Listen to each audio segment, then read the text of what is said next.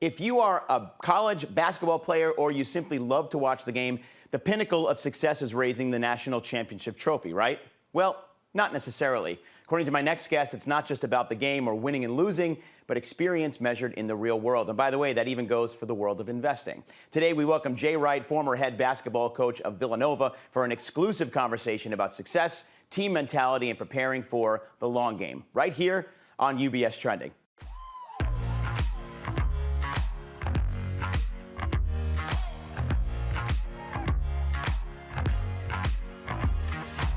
Hey everybody, and welcome to a special edition of UBS Trending. I'm your host, Anthony Pastore. Again, I am joined today by Jay Wright. Jay, it's really nice to have you here in the studio. Thanks for making some time following a busy schedule for NCAA. Good to have you in the studio. Good to be here at UBS. Good to be with you, Anthony. Good, Jay. So, you know what? Look, obviously, your experience is in coaching, and you have had so many successes in your career, specifically, of course, with Villanova for the 21 years that you were coaching the team. And in basketball, you talk about pivoting. You're pivoting on the court. You're pivoting during the game. We talk about pivoting in finance all the time, whether it's pivoting in your own portfolio or we're waiting for the Federal Reserve to pivot, which means they might lower rates this year. So you can kind of take the metaphors and use them. But in your experience, when you've got players on the court and you're coaching them and you're watching them and you're mentoring them and they're pivoting, what are some of the things that you tell them, here's what you need to look out for before you make that decision to pivot left or right or just go straight down the court? Well, it's all about preparation, Anthony. You know, it's about understanding going into a game. Don't expect perfection. We always talk about going into a game. We're going to control our effort and our attitude in the game. We're not going to expect perfection, but we're going to be able to respond to anything that happens to us. And we practice that way. We have a term that we use that is, we practice to create habits that are going to make us successful in the most difficult situations, which means we're not practicing so that we're ready for a home game against an opponent that we're supposed to beat. You know, the crowd's with you. We're always practicing for being on the road in a difficult environment. The refs are making bad calls. The other team's playing great, and you're in a difficult situation. We're practicing to create the habits so we're used to those situations. So, you know, much like business, if everything's going along fine, that's easy. Everybody can handle that. If you go out in a game and you make your first 10 shots and the other team's not that good and the refs are making all their good calls, everybody can handle that situation. And if it happens, just like in the market, if everything's going good and we're all making money, that's easy. But what do we do when things go bad? What do we do when the market turns? What do we do when business fails? And we have to be prepared for that and understand those things are going to happen and really judge ourselves by how do we handle those situations and prepare ourselves by creating habits that are going to make us successful in those difficult situations. It's incredible how you can, you can kind of connect anything to finance, I think, but basketball, in the way you're describing it as a coach of college students who are really talented out there on the court, it really does work. And you talked about their being prepared, obviously, which that's a huge part of any investor's life. It's being prepared for the days when it's not just up, straight to the sky. You watch the S&P 500 go, and everybody, like you said, is just happy and feeling good. You got to be prepared for when that volatility might strike, and all of a sudden things need to change. So how do you do that, right? So it's like going into the game, always expecting that you're going to get those bad calls, play the best team in the league, and be prepared for whatever comes your way. Yeah, and judge yourself by how you handle those difficult situations, and judge your people, right? And understand that that's really where you create your value as a player, as a coach. When things go wrong or things go different than planned, like we would make a game plan always with adjustments. We wouldn't say, all right, we're going into a game and we're going to play man-to-man on every possession and it's going to work. We go into a game saying, we're going to start playing man-to-man. If they start driving the ball on us and getting to the rim, we're going to adjust to zone. We're ready to go zone. If one guy on their team, when we go man and zone, is unstoppable, then we might play that guy a box and one. But we practice in practice, okay, we're playing man-to-man. then we're switching to zone. Now we're switching to box and one. We practice that so when the game time comes and you go man-to-man and it doesn't work, you're prepared for that. And you That's understand, we knew this could happen, but sometimes you go into the game and you play man-to-man and it works and you just stay with it the rest of the game. That's fine, but you judge yourself on how you prepare for those difficult situations. And then, as you look back at the game, you don't look at the man-to-man and say, oh, we made a mistake on man-to-man. You say, we did the best we could at that point, given the information we had in our game preparation. Then we made an adjustment. Everyone adjusted together and adjusted well.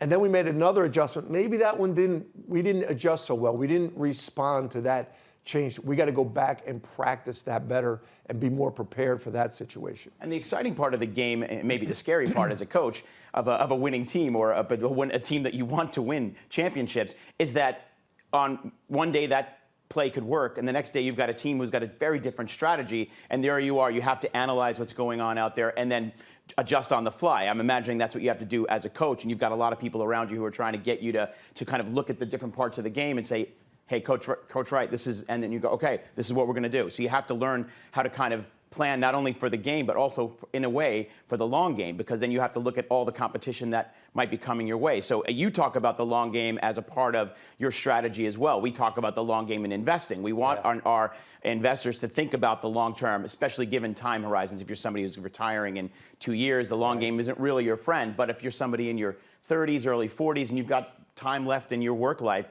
the long game is where it's at. So how do you put the long game into play when you're coaching? Well, it's interesting. It's like UBS financial advisors. We have our assistants all around us that are looking at the long term of the season. So what are all the teams we're going to play out of conference? All right, how do they play? What are the teams that we play in conference? What is the NCAA tournament going to be like? What type of teams would we play? And in the beginning of the season, you're kind of looking at all that information and say, what do we have to be prepared for? Where do we have to be? How good does our zone defense have to be by the time we get to conference play in January? And then when we get to March and it's NCAA tournament time, we've got to be at another level of efficiency. So we count on our assistants to do all that research during the year. And then as the head coach, I've got to make those decisions on how do we set up practices to prepare ourselves for each point of the season. Of course. And and much like the financial world and much like life, you also in the back of your mind have to think, we might have this planned out all the way to the end of March Madness, but something could hit at any time in our life or any time during that season that could make us have to adjust. And that's where we wear these bands, these attitude bands all the time. It's the mantra of our program. And it is, we want our young basketball players to understand the greatest characteristic you can have is a great attitude. You control that. You don't control in a game whether your shot goes in or whether the ref makes a bad call or the fans are on you, but you control your attitude on the next play. After you make a mistake or miss a shot, what is your attitude on the next play? Do you have a clear mind? That's what you control, is that clear mind. Same thing in life. You can have a good plan in life that things are going to go a certain way and they don't. You might not have control of everything, but you do have control of how do you approach that next day when you pivot or you adjust. Do you adjust with a clear mind and a positive attitude? So we control our attitude and we control our effort. Most of the other things in life are not in our control.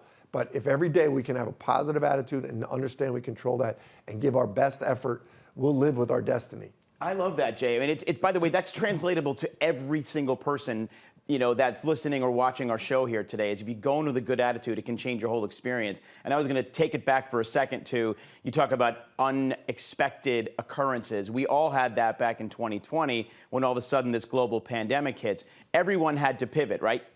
Of course, major sports had to take a shutdown. And I'm sure for all of you during that time period, I mean, it was NCAA time. It was a really rough time for the students, for you, and we were all thinking the same thing, smooth sailing, and then something unexpected happens, and you have to learn how to prepare for what's going to come next, which is not always easy, but if you have that good attitude, you can then get together with your team, with your coworkers, with your family, friends, and make a plan, which is really important to do. And you know what, Anthony? You judge yourself on how you responded to that, and then find what positive you can take out of it. You know, it's like COVID. We were right here in New York City, we were literally ready to get on the bus to go to Madison Square Garden to play our first Big East tournament game, and bang, they canceled it. Shut it down.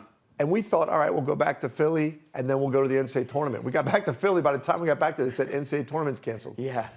And so then it was, okay, we obviously don't have any control of that. What is the next best thing we can do? We can't spend our time complaining that we don't get, you know, we had seniors that didn't get to play in the NCAA tournament. We can't spend our time complaining about that. We got to say, okay, next day, what's the next best thing we can do with a positive attitude to make this a positive? Right. And we all went through some really difficult things during COVID, everybody.